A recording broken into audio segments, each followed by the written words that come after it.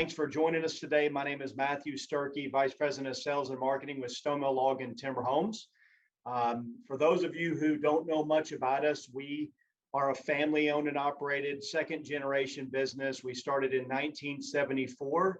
We specialize in the design, fabrication, and construction of log and timber frame homes across the continental United States. We help prospective clients who are building retirement homes, who are building second homes, rental investments, outdoor structures, you name it. Everything between log and timber frame home, that is where we live. That's what we love to do. That's what we're passionate about. And so if you are interested in a log or timber frame home, you've come to the right place. If you are not, then you're welcome to stay on and continue to join us. I started with Stone Mill Log and Timber Homes when I was a kid, worked summer jobs, worked in the factory out on the road, and then started officially in 1997. I've done a lot of things from sales to project management to a little bit of rough design to help clients get started. I actually have a real estate license to help prospective clients find property and everything in between. So have a lot of experience working with prospective homeowners going through the design, estimating, and then the value engineering phase. And this value engineering topic that we're going to talk about today is not anything that we invented, unfortunately. It actually was generated back in the 1940s during World War II by General Electric. And so that's what we're going to talk about today. There's a few goals that we have for you today. One is to educate you about value engineering and how it applies to your project, to your building project, and then show you examples of ways to value engineer. So there's a lot of information to unpack. There's a lot of information to cover. And so we're going to go ahead and jump right in. I promise as we go through the presentation, we will give you an opportunity at the end to ask questions. And if you want to just put them into the chat screen, you can. Please feel free to eat your lunch, drink your beverage of choice while you're on the call, and feel free to, like I said, put questions in the chat screen for the end of the presentation. So hopefully everybody can see the screen. We're just going through some of the slides. And the first thing that we're going to talk about is what is value engineering? What is this concept? What is this method, and how does it apply to your building project? So as I said, it started in the 1940s during World War II, but it's something that's used through a lot of different industries, especially the construction industry. And it's in essence just a systematic approach or a method of improving the value of a project and trying to lower the cost in the process. It is not a way to cheapen a project. It is not a method that you go through or an approach that you go through to diminish quality. It's actually an approach that you go through to maintain and improve the value of the project, but just to cut cost through the process so that you can try to get the project on budget. That is such an important part of this whole equation. Is everybody in the almost 25 years that I've been doing this, every client that I've ever worked with has always had a budget. I've never had anybody come to me and say, hey, we have an unlimited budget. It doesn't matter what the cost is, whatever it is, we're going to build this. Everybody has a budget. For some, that's one number, and for others, that's a much different number. So value engineering is an approach that you go through to try to cut costs while improving the value of the project and not diminishing quality. So when does it apply to your project? Well, it applies very early on in the process. You don't want to value engineer after you've started construction. You want to value engineer on the front end, one, before you start design. If you've got a limited budget and you know your budget's going to be tight, you don't want to start choosing things that you feel are going to break the bank, that are going to break the budget. So pre-design pre-estimating, you can go ahead and start being proactive and start thinking about and researching ways to cut costs, ways to improve the value and cut costs along the way. And then the other way is to actually go through what we call a preliminary design and estimating phase, like a feasibility study, and then cut cost or value engineer once you have a number. Because that's one of the things that I always recommend to clients is we've got to have a starting point in order to know where you are. And a lot of times clients want to start with a lot of those things that they really want in the project, that metal roofing, that stone fireplace, that full masonry fireplace. They want the stone finish on the foundation. They want all of these things to go into their forever home, but they don't know how much they're going to cost. And so that's one of the recommendations is we got to get started somewhere. We got to pick specifications. We got to spec out materials to get a starting point in the design and in the estimating and in the turnkey estimate to know where you stand. Then that way you know where you need to go from there. So those are the two places where value engineering applies. Like I said, you can value engineer after construction has already started, but it's not recommended. You don't want to get down the road and start having to try to value engineer halfway through the project. And so the next thing before we get into specific examples of value engineering is the stages. What stages do you go through to this exercise, to do this approach? One thing I will mention before we go on to the next bullet is make sure when you're going through this process pre-design, use resources online, do research, go visit showrooms. It's really important to do as much research and as much due diligence as you can. That is going to help you understand what options are out there, what alternatives you have, and be better equipped to make those decisions about what changes you're going to make to help value engineer the project. So with that said, the next bullet is the stages. The first one being the planning stage, which planning is all of the things that you do on the front end before you actually start any design work, any turnkey estimating. You're doing research, you're going out and making selections, you're figuring out what items you want that to put into the home. One thing I wanted to mention too, if you're writing all this down, feel free not to. We're going to share this presentation at the end. We'll probably send it out to everybody either tomorrow or Monday. So we will send the presentation so you don't have to write all this down. You're certainly welcome to take notes if you want to. But that first stage is the planning stage. And that is basically where you're gathering information, doing research, and trying to figure out what options are out there. I always tell clients to make a list of needs and wants. There's a lot of things that you're going to want to put into your forever home or into this rental property or into this second home. So start making a list of those. You want to definitely try to satisfy all your needs first, and then your wants are where you can value engineer different finishes and fixtures to help cut costs and improve the value of the project. The next one is design, where you've done all your due diligence and all your planning and you've gathered all your information, and then you're putting that onto paper so that you can start putting together what we call a turnkey estimate. That turnkey estimate is ultimately that magic number that shows you where you are, what your investment goal is into the project.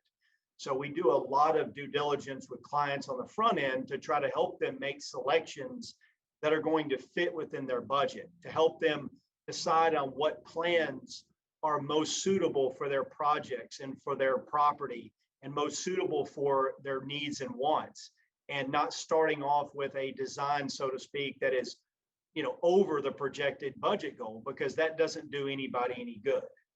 And then the last one is that methodology approach.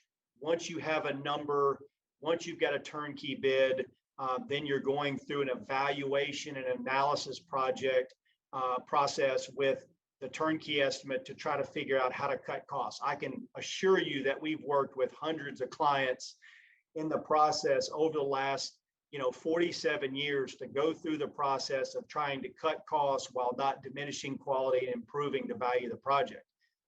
Specifically projects where we've had to cut 20 or 30 or $50,000 out of a bid, and we go through a systematic approach in order to do that, looking at different ways, looking at different options for different parts of the project to cut costs. And that's what we're going to talk about next, and we're going to kind of dive into that next section. So bear with me if you've got a second. I'm going to get some images up and get some other materials up so that we can, again, forgive me because I'm at a different computer right now. And again, appreciate your patience, and I apologize for the delay.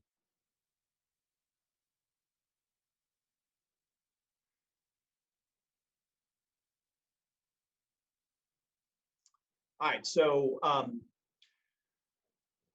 while we're talking about this, we're going to talk about some different options when it comes to value engineering. And again, you can go through this method, this approach, either before starting design and estimating, or you can do it after you've gone into what we call a preliminary phase. But for those of you, and I think there's probably for all those who registered for the event today, about half of you actually don't own land. And that's not a bad thing. For those of you who are in the process of looking for property, there are some things that you can do when you're out there looking for property that can help value engineer the project on the front end. For example, looking at topography. If you're looking at properties and you've got properties that range anywhere from level to steep, do keep in mind that those level properties are going to save you money down the road. You're going to have less foundation cost. You're going to have less infrastructure cost. You're going to have less retaining wall cost. So if you're looking for a level piece of property, and those pieces of property are a little bit more expensive than some of the properties that have moderate to steep slope, just keep in mind, in the long run, you're probably going to save money at the end of the day. I had a client that just bought a piece of property up on Norris Lake. He's actually part of this call right now. I'm not going to mention his name, but he found a really nice lot, very level building site. It is super build friendly.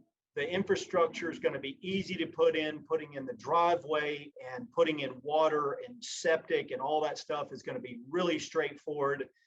And when you are looking at properties that have more slope, moderate to really steep slope, you got to think about those foundation costs and those infrastructure costs that are going to occur and that you're going to run into when you get into some of those steeper properties.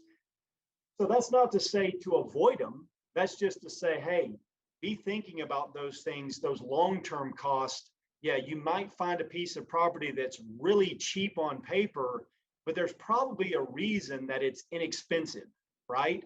Because you're looking at value. You're not looking at just the price point. And some of those more level lots, those better sloped lots that have good grade and good topography for a building project are going to save you money long-term on infrastructure and foundation costs. So some things to keep in mind. Now, if you have a piece of property and it does have moderate to steep slope, I would encourage you to think about designs that would better take advantage of that. That's another value engineering proposition. Don't build a design in a moderate to steep slope that doesn't take advantage of that lower level space. The space is going to be there. The infrastructure of the foundation is going to be there to take advantage of it. And that becomes very economical square footage if it's done right. So be thinking about those things. If you've got a design that's 2 or 3 stories going vertically, going up, you might want to think about going down and up going vertically to a lower level to better take advantage of that property and that slope and that cost effectiveness of that square footage. So just some things to think about there. The next one is going to be foundation. And what I'm going to do, if hopefully you can see my screen. Again, I'm on a different computer, so I apologize. Dawn, can you see the foundation types document that I've got pulled up? No? Okay. So bear with me for just a second. Let me figure out how to.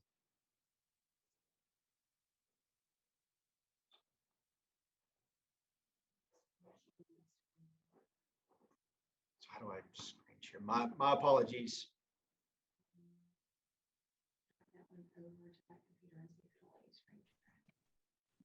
Hey, Mike, you're looking for the share screen.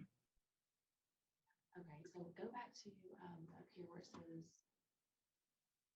Yeah, no, this is not Mike. This is Matthew. I'm on Mike's computer, and he's got two screens. I apologize. New share, screen two. Yeah. Got it. My fault. All right.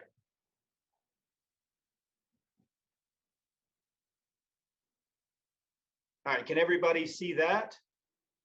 Okay, so what I did is I put together a document for everybody that just talks about the different foundation types, and there are some links here that are really helpful. So if you're looking at a property or you own a property that's got some slope to it, and you're trying to figure out, okay, what's the cost effectiveness and the cost difference between a poured wall or a block wall with poured cores or a precast wall system like a superior wall system.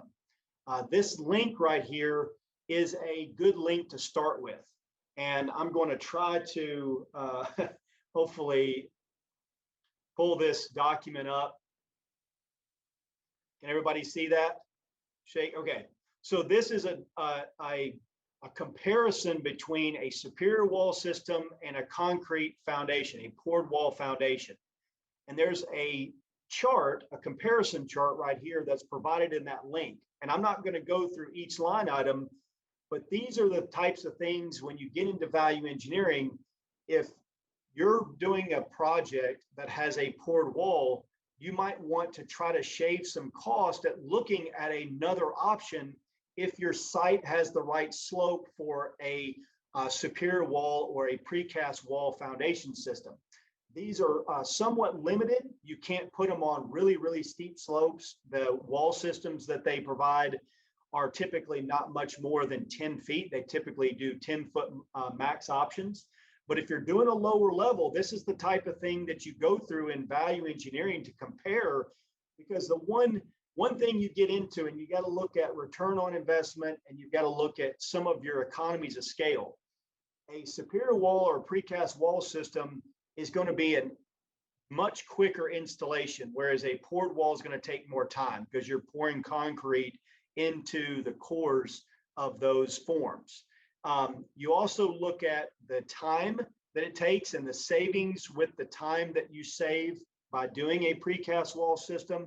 And also you got to think about in a lower level that you're finishing, if you're doing a poured wall or a block wall with poured cores, you also have to fur those walls in with frame walls in order to insulate those walls for that finished space. Whereas these precast wall systems have open cavities that you can insulate and attach your wall finish directly to on the inside. So just some things to think about when it comes to looking at those different options. That is one link that I wanted to share. And can you see this screen with the block wall? Are y'all able to see that? Give me a thumbs up or a thumbs down. Thumbs down. All right, so I'm gonna go back to this screen, okay? So you should be able to see the foundation finishes here.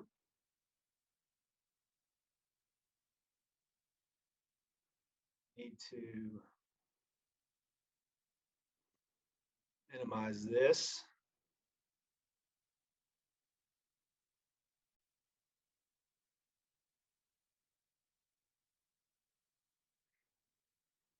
But this first one that I'm showing, and I've got other images.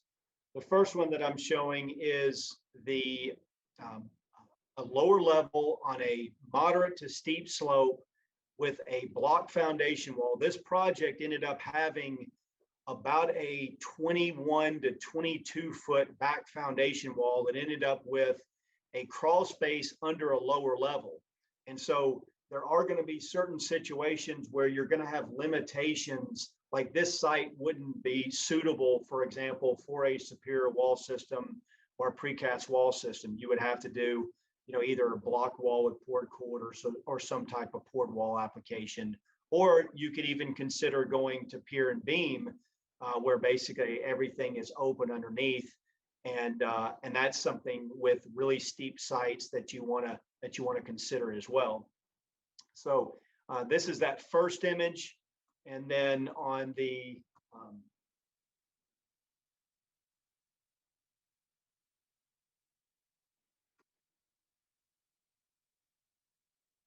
again, my apologies, guys. I'm in a totally different computer and having all kinds of trouble, as you can see.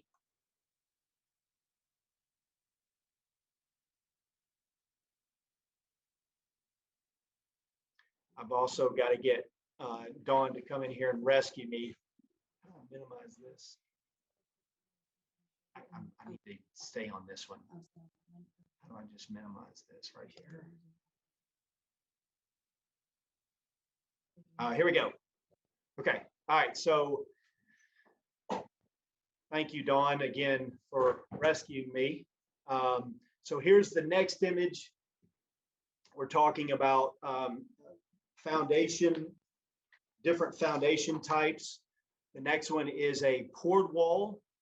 And as you can see here, when you get to that back wall, especially in a walkout basement, a walkout lower level scenario, we have transitioned here to conventional framing, which is a good way to value engineer, because one, now you have a cavity, much like a superior wall, you have a cavity that you can insulate, and then you can finish the inside of the wall directly to the inside, as opposed to having to fur out that poured wall with a 2x4 wall and then having something furred out or furred in order to be able to insulate and put your wall finish on. It also prevents you from losing additional space, losing unneeded or needed space on the lower level. So this is a very economical way to go when you have a walkout scenario where you do your poured walls that are all below grade, and then when you come out of the ground or above finished grade, like you see here, you've got a frame wall application, and then that frame wall application, you could put a wood siding, you could put some more economical finishes as opposed to having to put a stone or stucco finish on that.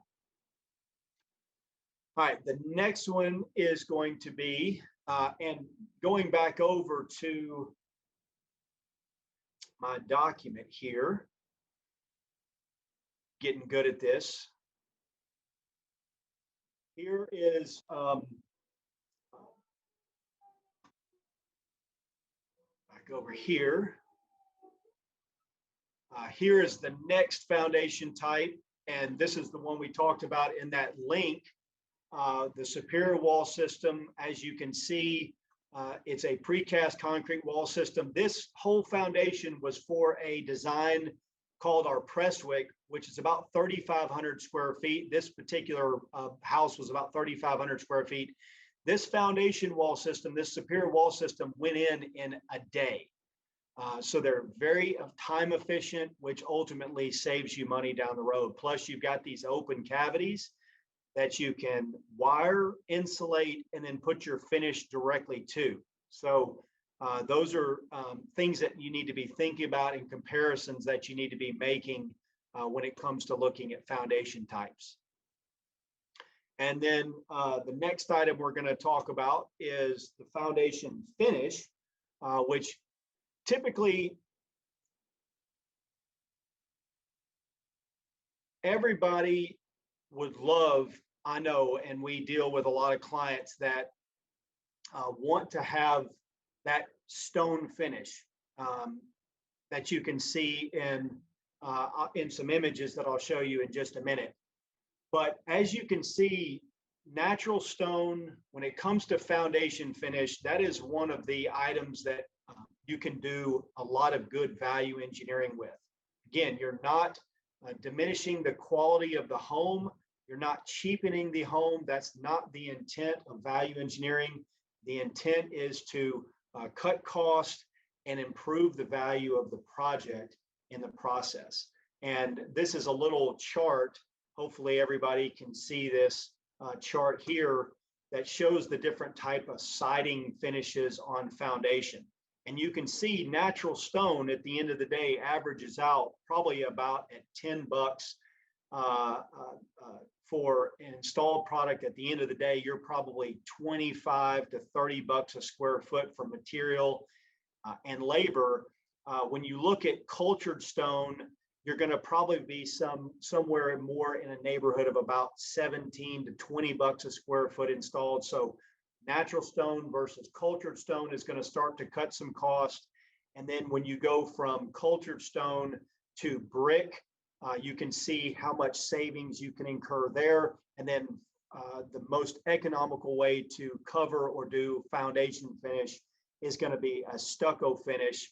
I haven't mentioned, a painted finish. One of the things about painted finishes on either poured walls or block walls, you got to be careful because a lot of covenants and restrictions will prevent you being able to do a painted foundation wall.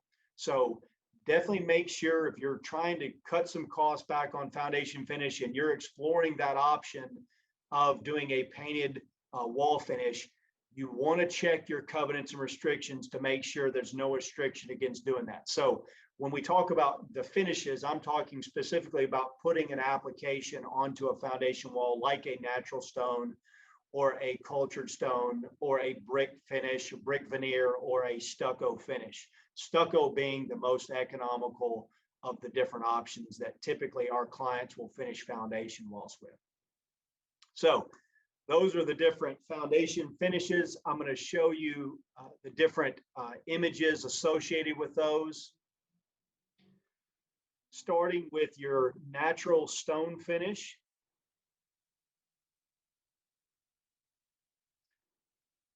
This is another option that we talked about with the poured wall application, returning to a frame wall on a walkout area. That's exactly what this client did, is they did a stone finish on the bottom with a little water table, and then they did a vertical board and batten finish, which is a great look. It's a much more economical way to finish that foundation wall on that walkout basement, as opposed to putting stonework, as you can see in this first image, putting stonework all the way up to the transition of the subfloor and the log system. So this is a much more economical way to do this walkout wall. When you get above finished grade and you return to a frame wall, then you have the ability to put your wall finish to the exterior.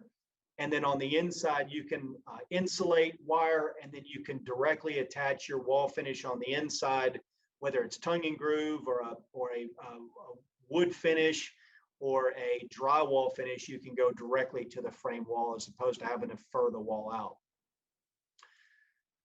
The next option we talked about in foundation finishes is stucco. And this is showing, I couldn't really get a picture showing stucco on the foundation, but this is showing stucco on the fireplace, which would look very much the same on your foundation wall finish.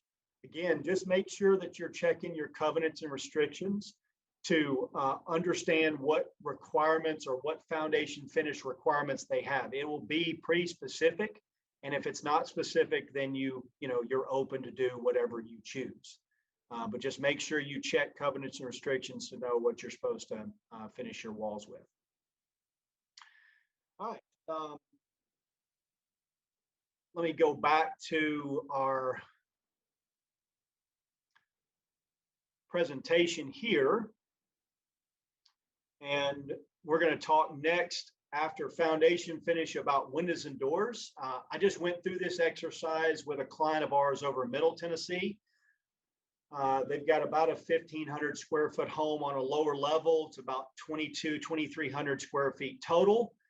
We started off with an estimate on windows and doors. We started off with Pella's Lifestyle Series, which is an aluminum clad exterior and a wood interior. And we started off at about 28K. And again, that's not, don't use that number if you're budgeting. Don't use that number because it varies from plan to plan. But just trying to give you kind of an idea of where we started and quantify that. So we started off at about 28K on the window and door units. And then we started looking at ways to cut some cost out of that window and door package. And so the next window and door estimate that we did was a fiberglass unit, which dropped the price from 28 to about 26. And then we looked at Pella's Vinyl 250 series in their Morning Sky Gray color, which is a dual color interior and exterior, which is going to go well with their color schemes. They're going to be doing a gray exterior, and on the inside, they're going to be doing a little lighter finish. And so that vinyl product would work well. And sometimes people will cringe when we say vinyl windows in a log home. Keep in mind, you're just talking about the frame and the sash. Your trim will be picture framed. Your wood trim will picture frame these units. So you won't see a whole lot of the unit after you put a nice 6-inch wood trim, a rough sawn wood trim, or a nice cedar or cypress or pine trim around it. So it's not something to cringe about, especially if you're doing a rental property or a second home, or a second home to become a primary residence down the road. Going from aluminum clad to fiberglass to vinyl is not cheapening the project. It's just finding ways to cut costs while keeping the value and the quality of the home. There's no diminishing quality at all. And you can see going from aluminum clad to fiberglass to vinyl starts to cut about 10% in each line. And Pella sells more vinyl windows than they do any of their other lines. Now, what most of our clients end up going with is the aluminum clad because they want the wood interior that they can stain to match the log walls. But just things to think about. If you're willing to make some of those sacrifices to try to cut some cost, you can do that in windows and doors by moving from different lines, like their aluminum clad to their fiberglass to their vinyl. And those are really good ways to do that. The next one we're going to talk about is fireplace options. You know, I can't do a show of hands, but I can guarantee you if I asked the group today, how many of you want a fireplace in your log or timber frame home, it would probably be almost 100%, if not, I would bet close to 100%. And so fireplace has become this really important, piece of the puzzle to building your home. It's certainly not a need, because you don't have to have a fireplace. It's more of a want. It's more of a desire, an emotional desire that you have to put into that forever home or that second home. Who wouldn't want to have a fire going in the fireplace on a cold day, and be in front of the fire? So when it comes to fireplace options, this is a place where you can really control cost, you can maintain the quality of the project, and you can value engineer along the way. And so I'm going to jump back to some of our images because we're going to talk about masonry versus a prefab masonry unit, like what we call an isokern. That's an example of a prefab masonry unit. A metal insert, which is basically a metal insert box. That is something that can be wood burning or gas, or a simple wood stove. And so we're going to look at some pictures of those right now. So let me make sure that I'm on the right screen. Okay. So starting with full masonry. Now, this is the full Monty. This is basically the top of the spectrum from a price standpoint. You know, who wouldn't want that awesome fireplace in their new log or timber frame home? It's full masonry, got a natural stone finish. It tapers, up at the top. and it has a chimney to the exterior with a nice stone finish. And so of fireplace options, this is about as expensive as you can go on a dollar scale. Then you go down, the next line would be what we call a prefab masonry box. And so what you've got here is a isocurn unit. It's one of their majestic units. It's I think either a 36-inch or a 42-inch box. I can't remember right off the top of my head.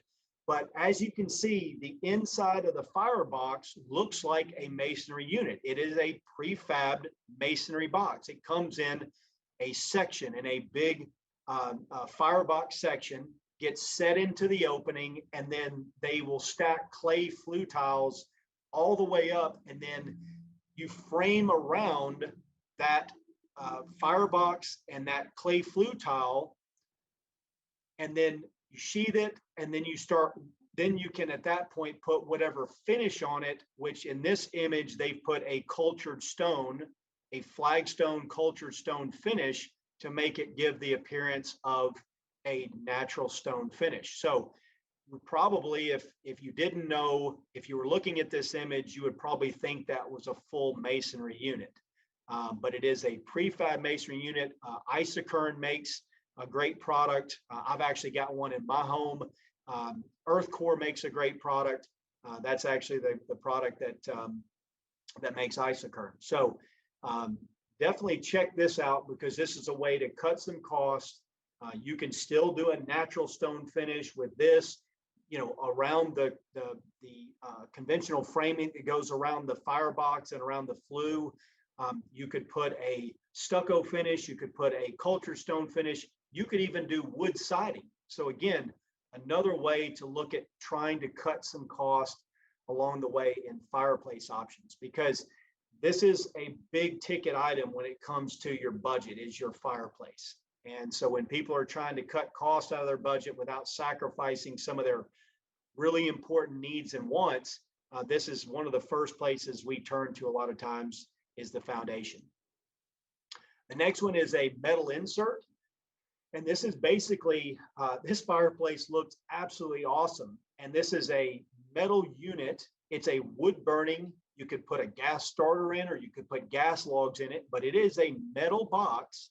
And on the inside of the firebox, they make these panels that look like masonry panels, or that look like a full masonry unit. So there's nothing wrong with a metal insert. Certainly a way to cut some costs back from a full masonry firebox. And then they did a really nice stone finish with a hearth and a mantle. That is an awesome looking fireplace, and cut some cost from doing a full masonry unit. And then last, but certainly not least, this is the most economical way, like, stucco on a foundation wall. This is the most economical way to cut cost in your fireplace line item, is going to a wood stove. I will also say that when we talk about return on investment and what type of products give you great return long-term, this is one of them, because this provides an incredible heat source for the home, because the unit is completely to the inside of the wall, which provides a much greater heat source for the house. And you're not putting a big opening, because a lot of times fireboxes will pull and draw air out of the house. If you don't close that damper, they can actually be less efficient than something like this that does not break an exterior wall. So this is a wood stove option. They make soapstone wood stoves. They have all kinds of wood stove options. You've got a nice little stone floor inlay on that, underneath that wood stove. And so that's a great look, and a great heat source, and a very economical way, to cut some cost out of that fireplace line item. And then if you're kind of curious what that wood stove looks like to the exterior, because I think everybody knows what a chimney looks like to the exterior with a stone finish or a stucco finish, but that's what a wood stove to the exterior looks like. It's that flue that goes up that gets attached to the outside of the wall. It's not bad. And a huge savings, an absolutely humongous savings. Okay, so that is, it's about 12:46. We're almost done. That is fireplace options. Now, roofing options and interior wall finishes are going to be the last two.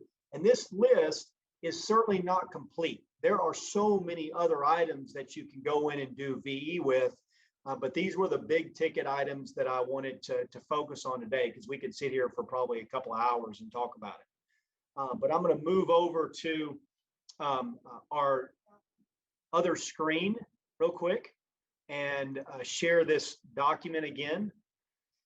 And hopefully you can see that in the roofing options. I've provided a link for you, and we'll send all this stuff out, but showing a comparison of the different types of roofing options. And a lot of times when clients are coming to us and they're talking about what they want in their forever home, a lot of times it's, I want that standing seam metal roof. I want that metal roof on my home. I don't care how much it costs. That's what I've got to have. And so we get into the design and estimating phase, and we show that metal roof, and they go out and they get it estimated. They're like, wow, that's expensive. And so then that becomes a great opportunity to talk about value engineering and where we can cut some costs. So if a metal roof is not a huge want, certainly roofing material is a need. You have to have roofing material, but you don't have to have metal. You could easily go with an architectural shingle or a dimensional or asphalt shingle. And as you can see from this comparison that I copied, and I got all of this stuff came from being online. And I got all this stuff online in comparisons and charts and just, you know, good, helpful resource tools online. But this just shows where the cost spectrum is from an asphalt shingle to a metal roof. And you typically would see an asphalt shingle being about half the cost of a standing seam metal roof. They also make different types of metal roofs. They make an exposed fastener. The standing seam roofs typically have a concealed and covered fastener, whereas the exposed fastener roofs are a little more economical, but you see those fasteners on the roof. So that's a little bit more of a value engineering option. And then you can go down to architectural shingles and asphalt shingles if you really want to cut some cost, because there's a lot of square footage in that roof. And so that adds up pretty quick. But if a metal roof is what you have to have, it's what you've always dreamt of in your forever home, in your forever log home or timber frame home, that's something that you'll just want to stick with. So that is a good chart right there to use as a comparison. And then I provided another replacement guide that you can take a look at in your free time as well. And then the last item we'll talk about is wall coverings, and we'll talk about floor coverings. Wall coverings is a big one. And let me move over real quick to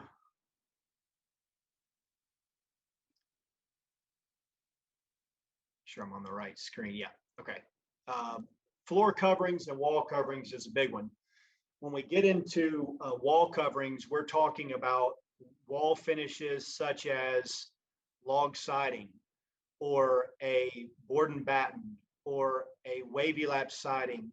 And I know I'm probably speaking a foreign language to some of you, but if you Google these, you can see images, or if you want to contact your sales consultant, they will show you what these different finishes look like. We can send you pictures, but log siding to board and batten to wavy lap siding, your interior wall coverings are really important and can be a great area to start to cut some cost. One, of course, a lot of our clients are moving away from just conventional stick and brick into something more traditional and rustic like this. So they want a wood finish on the interior. But I will always tell clients a great way to value engineer interior wall coverings in that line item is doing a little bit of drywall on the inside. And so for those of you who don't like drywall and cringe when I just said that, I apologize. But that is a way to value engineer. You know, wood finishes, tongue and groove finishes, 1x12 boards, log siding products are going to tend to be a little bit more expensive than drywall. So drywall, like stucco on a foundation finish, is a good way to cut costs. And then when it comes to flooring options are I just got finished doing a Tip Tuesday this past Tuesday on flooring options. There's so many different ways to go, from a wood to laminate to vinyl. And I know some people will cringe when I say vinyl, but vinyl's not what it used to be. And then going into some of your porcelain and ceramic tile, and going into some of your carpet options for bedrooms. So again, if you're doing a lower level, you may not necessarily need to put wood flooring down in a lower level of a rental cabin. You might want to consider doing a carpet finish, a carpet floor in the bedrooms, or even just doing a stamped concrete or a stained concrete, is something to consider. Obviously, it's going to be important for you to figure out what you can live with and can't. If it's a forever home, it's your retirement home, you may want to put wood flooring throughout. You may want that tile flooring, in the bathrooms and the kitchens and in your laundry room. And then if you're doing a lower level, that may be a place that you can do some value engineering and go to something a little more economical, like a laminate or vinyl or even a carpet down in those areas. But this chart that I copied off the internet for you is a really good one, because the one thing you also want to look at is you want to look at long-term cost versus short-term cost and the return on investment that you get, because some of these floors like carpet, you can see is expected lifespan 6 to 10 years. So it's got a low lifespan, which means that it has a higher cost per year. So if you're looking at short-term cost versus long-term cost, sometimes that's more difficult, because if you're looking at value and if you're looking at your best return on investment, some of these floors like laminate or natural hardwood or even tile, as you can see, are going to have much better long-term cost over a period of time, because they have so much better lifespan. You're not going to have to replace them in a short period of time like you have to with vinyl or carpet. So those are definitely some things to consider when it comes to your flooring options, because natural wood flooring all the way down to carpet is a huge price swing, or even wood flooring to a laminate is going to be a pretty good size cost swing as well. So be thinking about those options when it comes to floor coverings and wall coverings, and some ways to definitely cut some costs. So final remarks. As you can see, there's a lot of information to try to cover and unpack in this one topic. What I would encourage you to do is, whoever's involved in the project, make sure you develop a starting point with a defined budget. That starting point is not necessarily a landing point, but it's a benchmark. So if you're going to do some value engineering, pre-design, start doing your research and making some selections on the front end, so that when you have a plan developed, a preliminary plan developed, and you start doing turnkey estimating, you can have a starting point. So make sure that you convey and that you're very open with whoever you're working with about what your budget goals are. Because, for example, if you come in and you say, hey, we want to build this 3,000 square foot house, but you're trying to do it within a budget goal that doesn't work, then we're going to be starting you off on the wrong foot. And we don't want to do that. So be very open about what your investment goals are and the starting point, so we can help you start to pick out designs and finishes and layouts that are going to be better suited for your budget goal. The second thing is, understand and do your research about what the options are. Just like we've covered in about 6 or 7 items, there are lots of other items out there, from cabinetry to countertops to electrical fixtures to finishes. There are so many other options when it comes to available alternatives when it comes to building and finishes. So make sure you understand what all of the different options are out there. It's not overwhelming. Just spend some time doing some research online and going to these different showrooms. There's places like Flooring and More that sell all kinds of different flooring options. They're not just selling carpet, they're selling laminate, they're selling vinyl, they're selling hardwood, they're selling pre-finished. So go to these big showrooms and start to learn, talk to the sales consultants about what different options are out there. Talk to us, talk to your sales consultant about, different ways that we can help you value engineer your project on the front end. And then the last item is just be open to it and to kind of determine really on the front end what you're willing to sacrifice and what you're not. For example, that fireplace, we get a lot of clients that will come in and say, I am not cutting my fireplace out. That is what I've always dreamt of in my log or timber frame home, and I am not going to cut it out. It's not going away. And if that's the case, that is fine. So you might want to just look for other areas to try to cut some cost as opposed to using that line item to do it. And so just make sure you know what you're willing to sacrifice, because our clients are typically building forever homes or second homes to become forever homes, and they don't want to sacrifice certain things that they want in their home. If you're doing a rental property, a great way to talk about cutting that fireplace out, going to a wood stove, or cutting that metal roof out, going to an asphalt shingle or something. So those are, I know it's a lot of information. We've covered that in just under an hour. I can't thank you enough for your patience with me kind of navigating through some of my technical difficulties. But at this time, we're going to open the floor up to final questions. And nothing's off the table. And if you need to go at 1 o'clock, we totally understand. This presentation has been recorded, so it will be available to send out to everybody who participated, along with the presentation and this document, this handout that I'm going out, this Word document that I'm going through as well. So thank you for your time, and I'll open the floor to any questions that Dawn will share with me. Yeah, so Matthew, we have a question about superior walls in cold climates. Beth asked the question, how durable are the superior walls in a cold climate? She said they had another vendor discourage the superior over poured. So maybe if you can elaborate on that a little bit. Yeah, so superior walls actually started up in Pennsylvania, which is, compared to down here, is a much colder climate.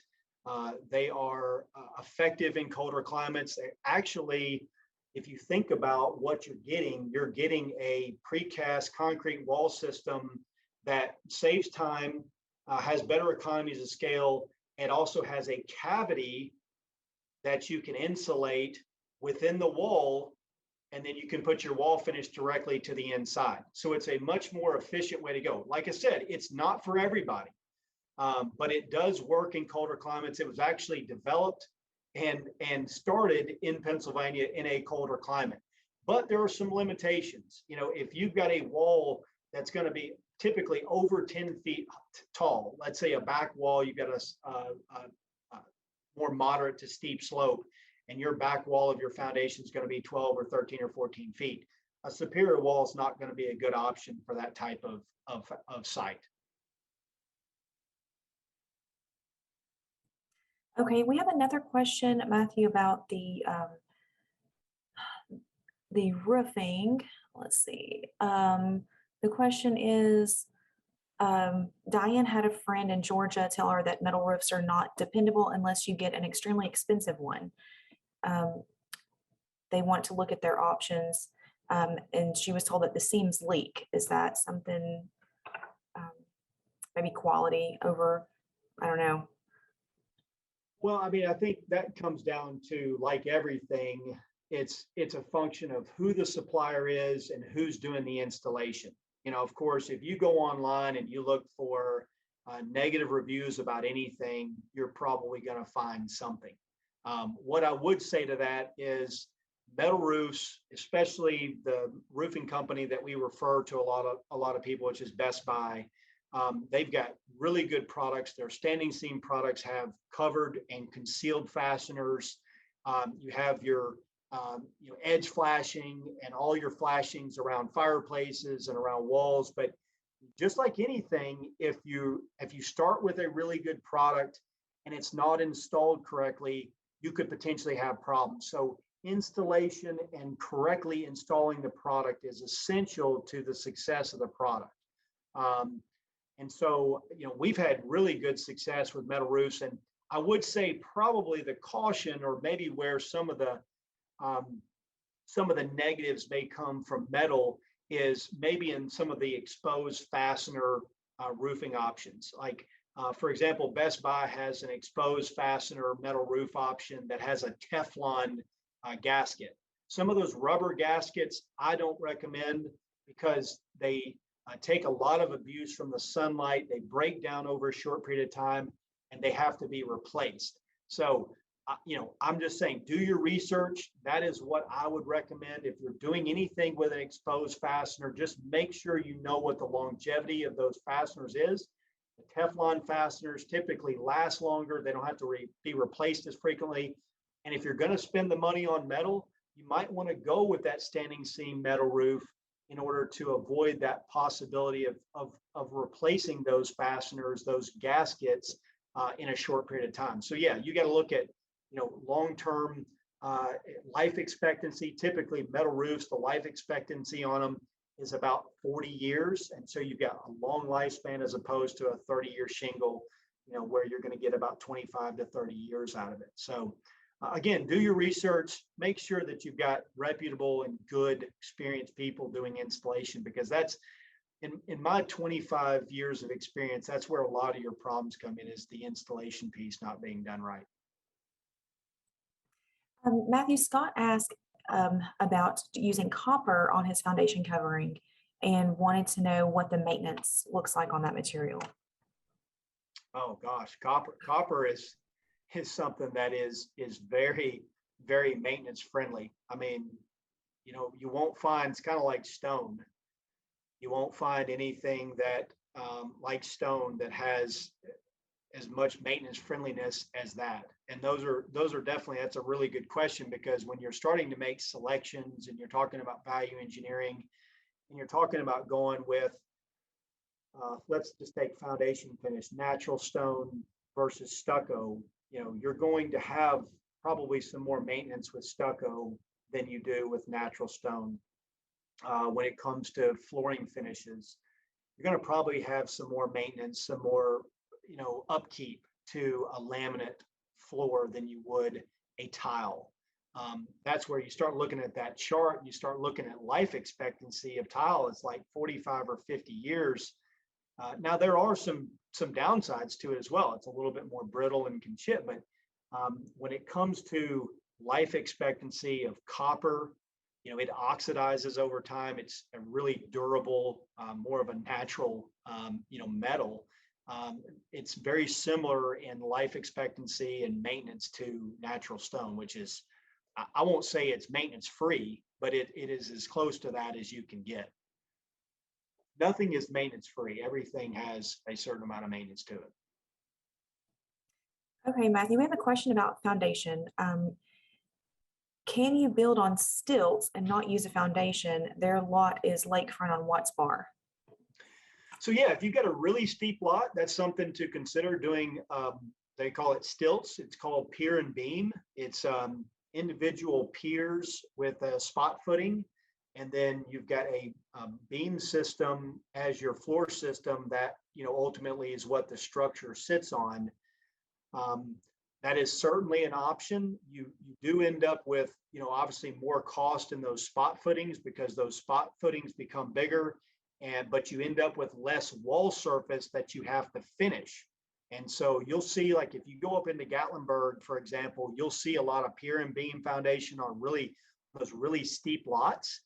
And Watts Bar typically doesn't have the topography that Norris does or that Gatlinburg does. So you don't see a lot of pier and beam foundation, pier and beam construction in your foundation on Watts Bar, but there are some steep sites there as well. That's also a good option if you end up having a lot of rock on the property and you're trying to limit the amount of footings that you're trying to put down.